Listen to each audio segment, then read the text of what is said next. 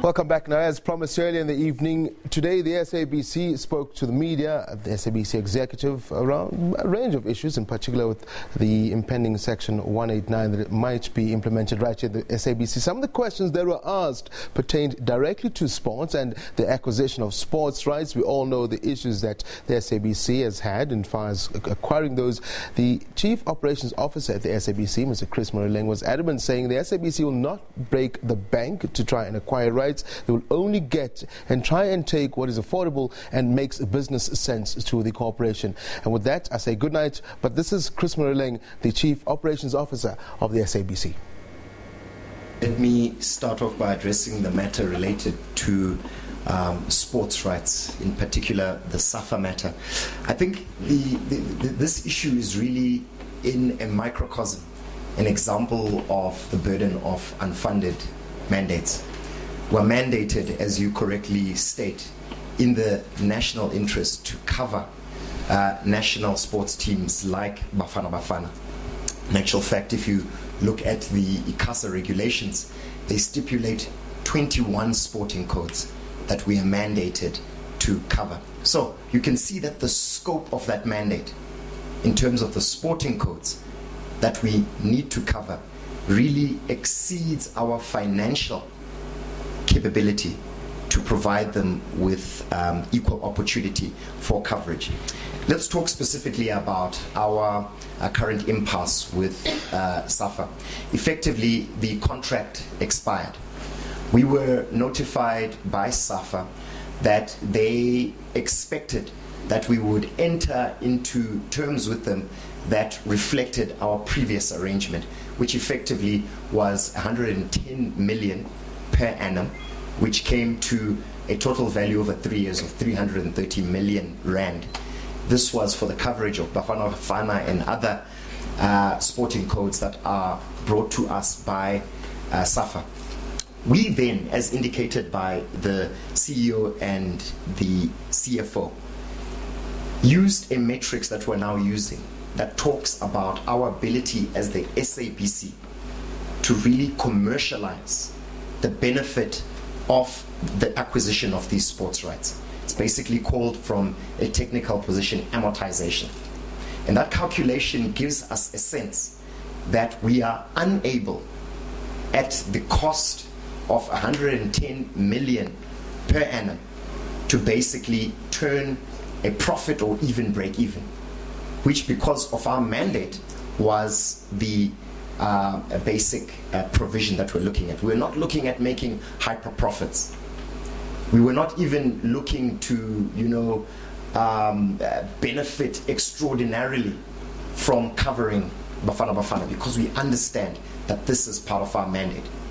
But what we could not do, given the financial position of the SABC, is place the corporation at risk by entering into sports rights deals that ultimately are not financially sustainable.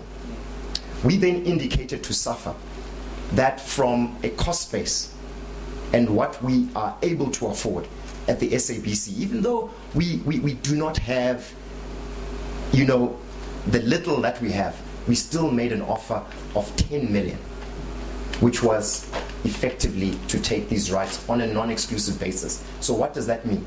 We said the South African Football Federation were free to then provide this to other broadcasters in the national interest. We were not going to be selfish to claim exclusive rights on this.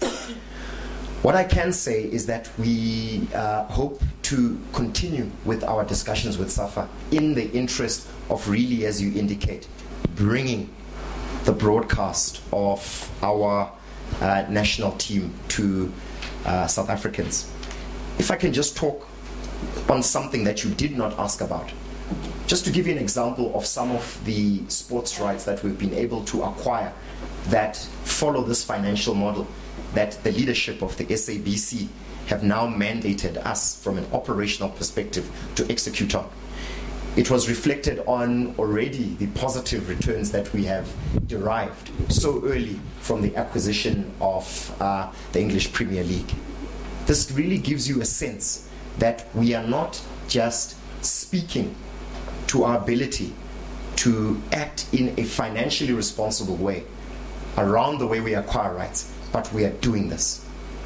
I'm also happy to indicate to you that we were able to enter into a financially sustainable sports rights arrangement with Cricket South Africa to bring the Mzansi Super League, which is the T20 format that will attract both domestic and international players, cricket players, to South African shores for this fantastic showcase, which is about to launch on the 16th of November.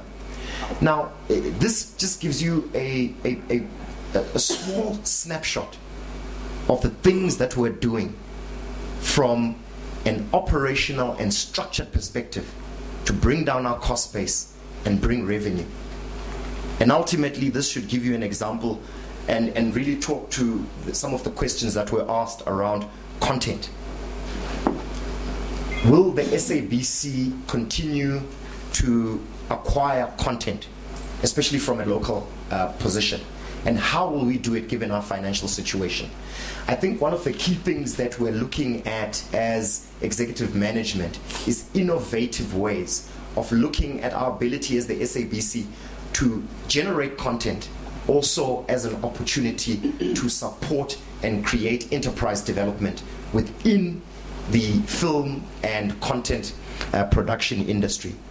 I think we will be at a stage very shortly we will be able to come forward with some of our plans that will give you a sense of also how we will acquire content in a more efficient way and in a way that really allows the industry as a whole to benefit from some of our suggestions.